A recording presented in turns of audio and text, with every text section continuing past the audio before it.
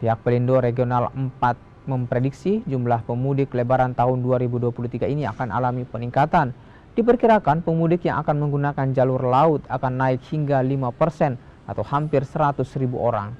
Untuk memastikan kenyamanan pemudik, pihak Pelindo pun mulai melakukan pembenahan sejumlah fasilitas pelabuhan.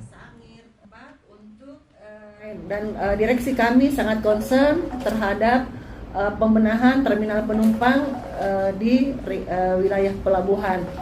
Seperti contoh di beberapa pelabuhan itu kami melakukan perbaikan toilet, kemudian khusus di Makassar, mungkin teman-teman lihat di terminal penumpang 2 itu sedang dibuat ruang tunggu sementara. Itu mudah-mudahan H-15 itu sudah bisa selesai dan dioperasikan dengan baik. Termasuk juga di beberapa cabang kami melakukan penggantian kursi-kursi penumpang yang sudah tua, sudah aus, sudah berkarat. Kami lakukan secara bertahap.